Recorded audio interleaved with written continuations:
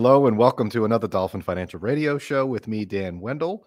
I'm here today in my retro studio because we're going to be talking about how to retroactively reduce your adjusted gross income or your AGI. We're not only going to talk about how to reduce it and why you would reduce it, but we're going to talk about how you could reduce it after the fact. Tax year or the calendar year has passed. December 31st is long gone. Can you make adjustments now that will impact last year's taxes? Yes, you can. And to help me talk about that, I'm going to bring in my trusty sidekick, Tony Shore. Tony, let me tell you something. We're doing a podcast today, but we're also on video. You are about to listen to an episode of Dolphin Financial Radio. Each week, host Dan Wendell, a certified financial planner, is joined by his sidekick, Tony, to discuss financial issues, news, and tips. Dan keeps the focus on retirement planning, and Tony keeps the show fun and down to earth. Now, let's have some fun planning your retirement and begin the show.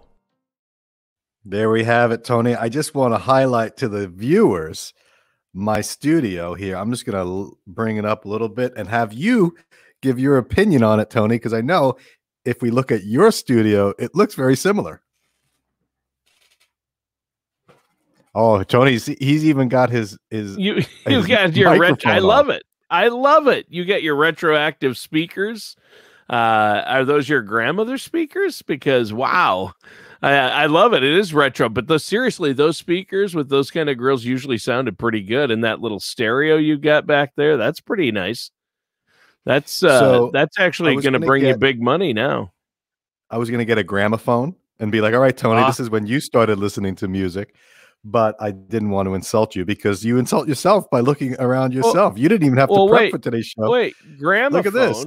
Oh, you have a gramophone? I didn't know you owned a gramophone. I gotta have something to play I collect records, of course. You see the records, but I have to have something, Dan, to play those 78s on, all my 78s, the thick, you don't want to drop them or they'll break. Right. Yeah. You can melt those down and build a submarine out of it. So, I was thinking like retroactive. I wanted to bring in some retro and I wanted to go back, but I said, I'm not going to go back to the 1940s. Let's just go back. So the collection I have here is probably from the 70s, maybe late 60s, but, again, early 70s, I'm going to say. Retroactively. Right. Yeah. So we're going to talk now. Quick quiz for you, Tony. What does AGI stand for? Were you paying attention? Adjusted gross individual. No, adjusted gross income, not individual.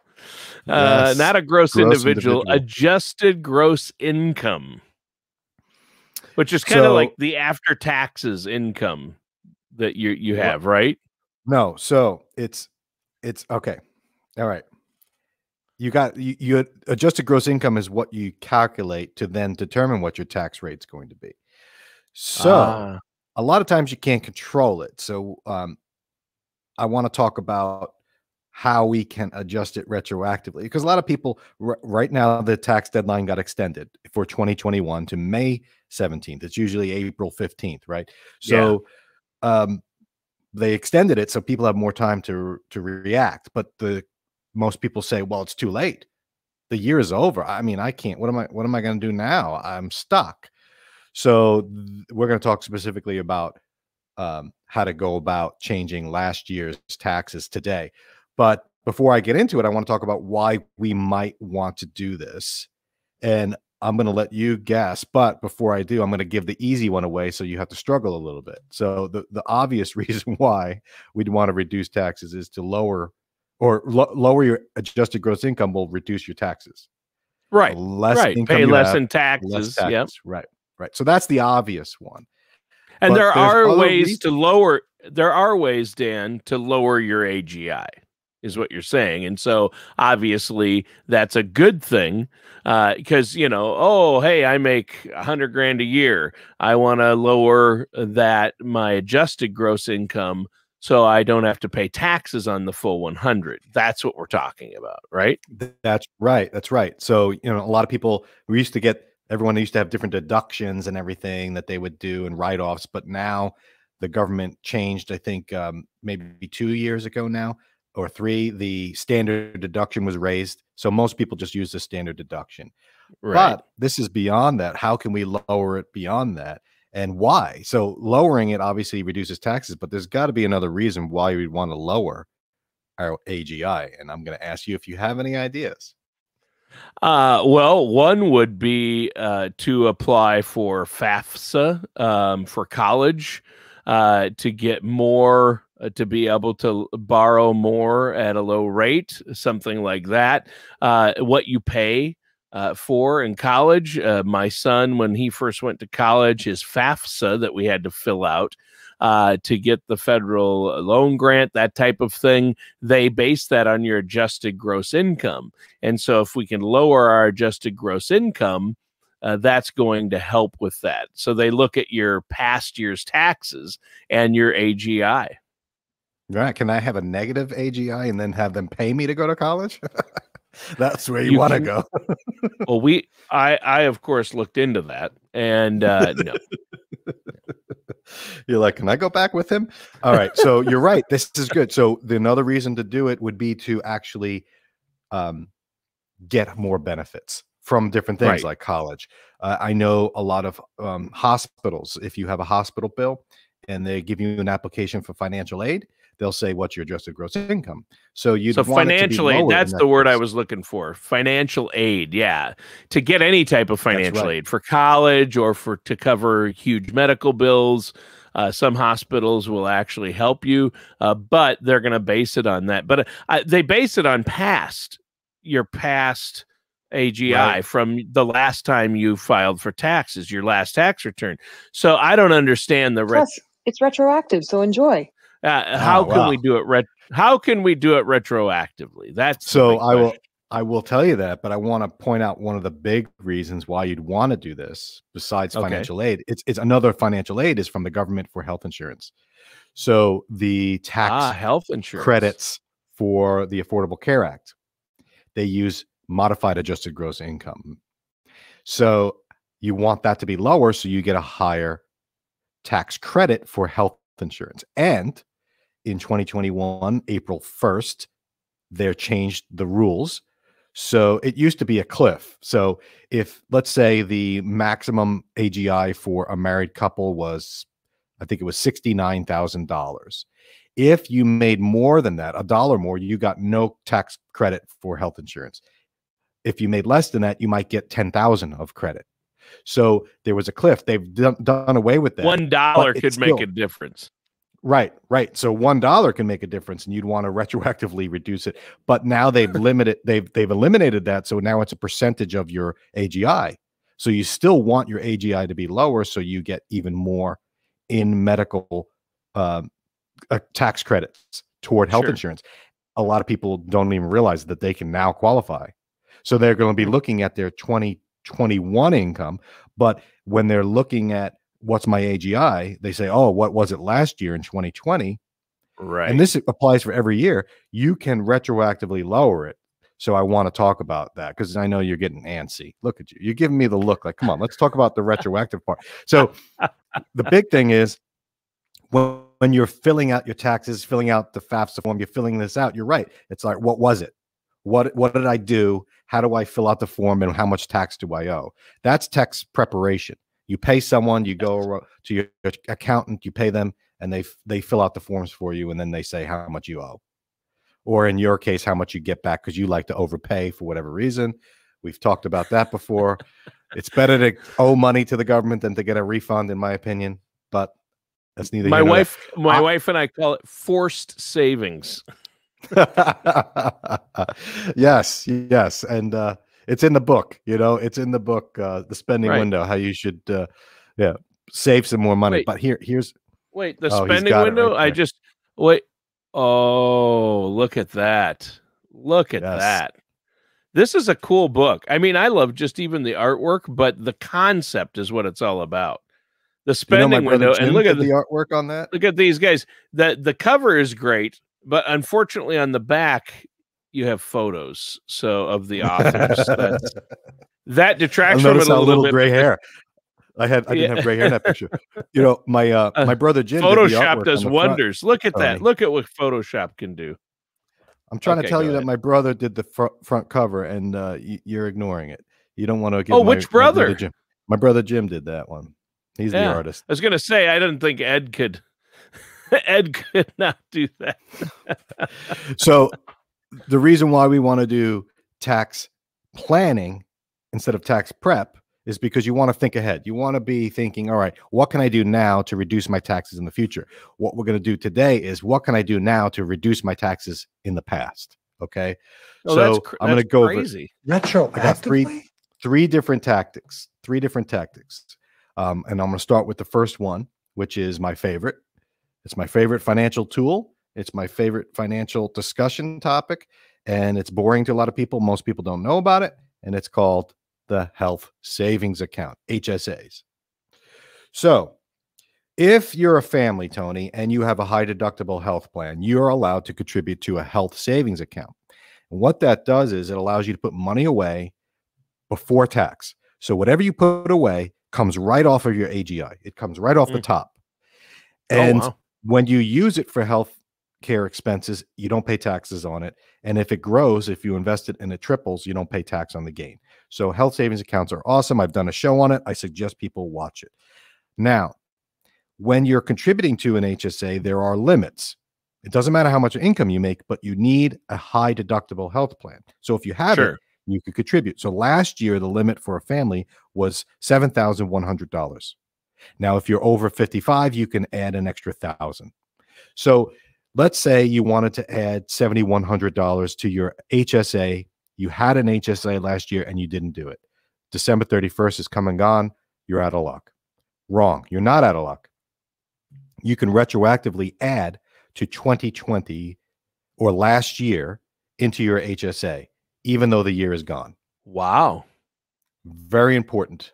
Very important to note this. So, because a lot of people don't know what their tax situation is until after the year's over. They don't know how much income. They get their 1099s. They're like, all right, let's figure this out by W-2. Oh, I should have added more to my HSA. So what you want to do is you want to do it before you file your taxes and before the tax deadline, which in 2021 is May 17th. So if it's April and you're watching this, you can add to your HSA for last year. Not too late. So even though it's the new year, if it's before you file for taxes, you can add to that HSA retroactively and thereby lower your adjusted gross income because that comes off of your income then. Right. So let's say you filed and your Makes adjusted sense. gross income was 75,000 and you're like, oh, I wish it was below 70 because I would get some benefit. You can throw 7,000 into your HSA for last year and go from 75 down to 68,000 like that. Now, you have to have the money. That's the hard part, right? For a lot of people. Sure. Yeah. It's not before you file taxes. It's before the tax deadline. So you could file taxes, realize your mistake, file an amendment as long as you put the money in before the tax deadline. Yeah, So and that amendment will lower your adjusted gross income in the amendment. So, right, and that's for the previous what will year. and that's what will be looked at when open enrollment comes then that year for insurance for the Affordable Care Act. When you try to get health insurance or get a tax credit for your health insurance or some type of other tax credit, whether it be financial aid or whatever it is, right? Yep. So you could, so don't fear, oh my goodness, the year is over, I've missed out the boat. If you have an HSA, you're allowed to go retroactively. So when you go to add money, and a lot of it's online now with the HSA accounts, you want to go online and there's going to be a drop down. Usually it says, which tax year do you want this to be for? And the provider of the HSA will most likely, the custodian will most likely have it already there. And they might even say, you could still add to last year. Do you want to add to last year or this year? They usually default to the current year. So make sure you go and you change that. So that's a big one. The same can be said, Tony, about another tax deductible contribution to your savings. Not health, but retirement. And that is your traditional IRA. An IRA. So yeah, that's pre-tax money that goes in. So I bet you're going to tell us that we can contribute to our IRA even after the end of the year? Retroactively. Absolutely. So let's say in 2020, you forgot to add to your IRA. You could have added 6,000. In your case, Tony, you could add 7,000 because you're over age 50. So say you forgot to add another 7,000. So there you go. Same deal as the HSA. As long as it's before the tax deadline, you could say, I want to make a contribution and I want it to be for the previous tax year. And you have to let the custodian know that, because when they code it and they say, oh, thank you for the 7,000 deposit, let's invest it for you, however you do it, they're going to assume it's for the tax year that you're in. They need to be told specifically, this is for last year.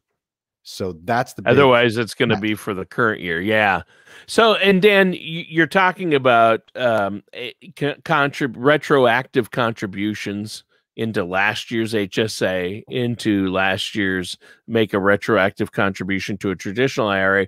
But as you mentioned before, I think we need to reiterate an important part of all this. There are limits to how much you can contribute. So there are limits to how much you can retroactively lower that adjusted gross income, I think, right? That's right. So there are limits to the HSA, meaning you have to have a high deductible health plan. When it comes to traditional IRA, there are limits in terms of dollar amount based on your age, but also not everyone can contribute to an IRA and get it tax deduction. It also depends if you have a 401k. If you have a company sponsored 401k that you're contributing to, or even if you're not contributing to it, if you have access to it, you cannot contribute to your traditional IRA if your income is above a certain level. I think I have it written down here. 104,000 if you're married. So if you make more than that, then you can't do both a 401k and a traditional IRA. You can, but you can't deduct it. If you want the deduction, which is the whole point, to lower the AGI, then you're going to want to make sure you follow the rules. Yeah. But for a lot of people, they can get a deduction into their 401k. And there is that step up, the catch up, they call it, if you're over 50. So it's worth looking into if the tax year has passed and you still want to make some changes. All is not lost. Yeah. So we've talked about the number one way you gave us to lower our adjusted gross income retroactively was an HSA contribution. Number two was a traditional IRA retroactive contribution. So what's next? So the last one, and this is going to be a general one. I'm not going to get into the detail because I could probably do a whole show on it, but it's business deduction. So there's a lot of things that business owners can do, and not everyone's a business owner. Not everyone this applies to, but if you are a business owner, you're a sole proprietor, or you own an S Corp or C Corp or something like that, you realize the power of business write-offs. What the business write-offs allow are some deductions or changes based on last year. So you can make some decisions now how you want to handle last year. You got expenses that you can carry backwards. They call those loss carrybacks. They made some changes in the CARES Act about how you can deduct excess business losses, business interest. And then the big one was depreciation, how you can normally, when you buy a big item, you can depreciate it over a certain number of years. Now the rules have changed where you could depreciate a lot of it up front. So there are some pretty cool tax things that you can do. And this reminds me, is a good time for me to make a point, Tony, is that I am a CFP, not a CPA. Certified financial planner, not a certified public accountant. So the tax discussions we're having today, I'm not a CPA. So you need to talk to a professional about taxes when you're doing this. So I'm not going to help you by preparing your taxes and you get paid for me. I am going to work with your CPA. I am going to help you think about tax planning, because that's part of a certified financial planner's goal, is to do the big picture and make sure you're following taxes, which is a huge part of people's lives. So it's the number one expense people face in their life is taxes. So I would be remiss not to talk about it, but I also want to point out that I am not a CPA. So please take that under consideration when you're doing any sort of tax discussions. Well, plus when you talk about that, Dan, as far as why the role you play as a financial planner with taxes, you're not a CPA, and CPAs are basically helping you file your tax return and look at last year, which we're talking about a little bit of that today. But your goal and the reason you need a financial advisor, a financial services professional like yourself, is because you need somebody that's looking at the big picture, that's going to look down the road, like, oh, how is this going to affect your taxes in retirement, and how your taxes are affected with your current investment accounts, your retirement accounts like IRAs and 401ks. They all have tax implications. Healthcare has tax implications. Everything we talk about on the show, even Social Security, it all has tax implications. And these aren't the big picture things, that's not something, those aren't strategies a CPA will lay out for you. You need a financial planner that's going to work alongside your CPA and make sure that somebody's got that big picture. Somebody has to be holding the box lid, Dan. It's like if you have a 5,000 piece puzzle and you don't have the picture that's on the box lid, and you're looking at 5,000 pieces, a CPA might say, I do the edge pieces. I can get all those for you. That's no problem. I don't need the box lid for that.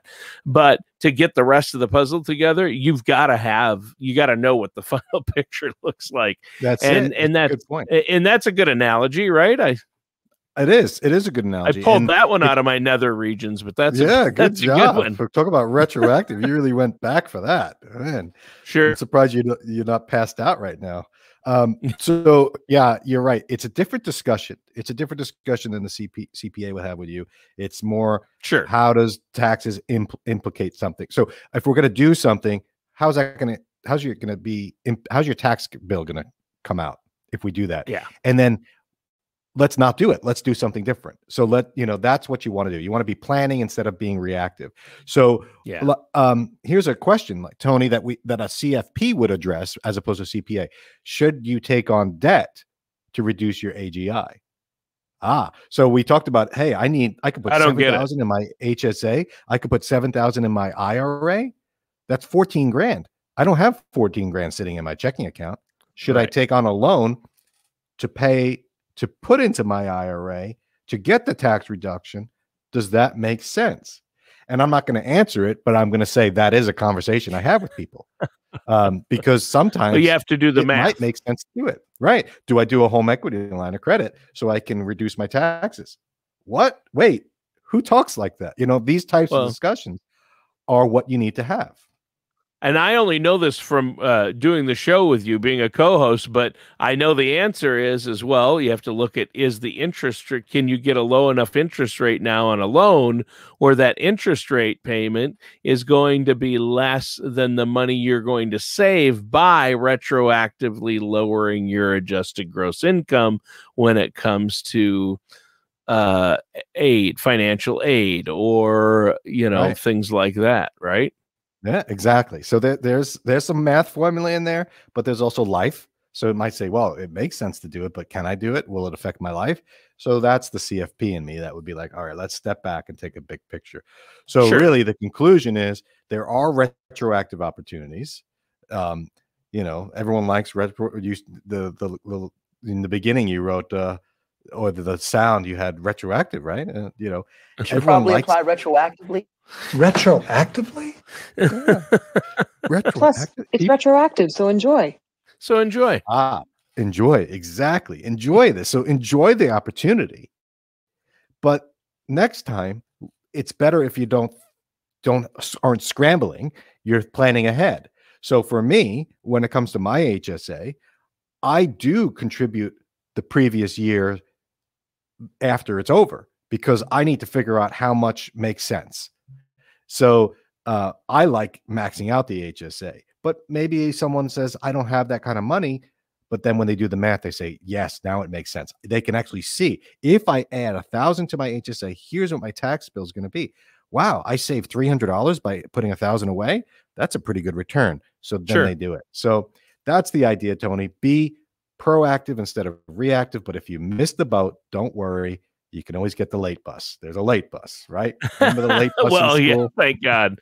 Well, and hey, what you've got written right down there right now, I think that's an important note. We're talking about retroactively being able to change our AGI, but it's better to be proactive, so you don't have to do it retroactively. It's better to do these things as we go, but it's good to know there are opportunities here, right?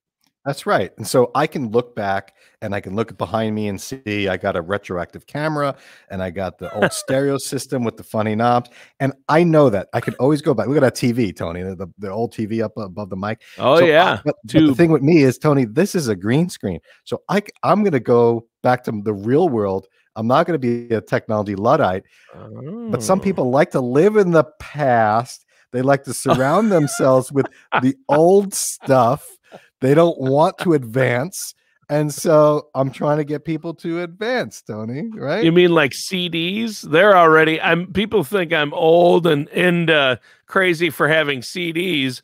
But I mean, how many people have Charlton Heston reading the Bible on CD? I'm telling you, Tony, I cannot think of a better way to end the show right there. So on that note, let's bring in my kids to close out. All matters discussed in today's show are for informational purposes only. This show is not investment advice. Dan Wendell nor Dolphin Financial Group are affiliated or endorsed by any government agency. Investment advisory services are offered through Dolphin Wealth Management, Inc., a registered investment advisor in the state of Florida. Insurance products and services are offered through Dolphin Insurance, Inc. Dolphin Wealth Management, Inc. and Dolphin Insurance, Inc. are affiliated companies doing businesses as Dolphin Financial Group. You should talk to someone at Dolphin Financial Group before implementing any of these strategies or ideas.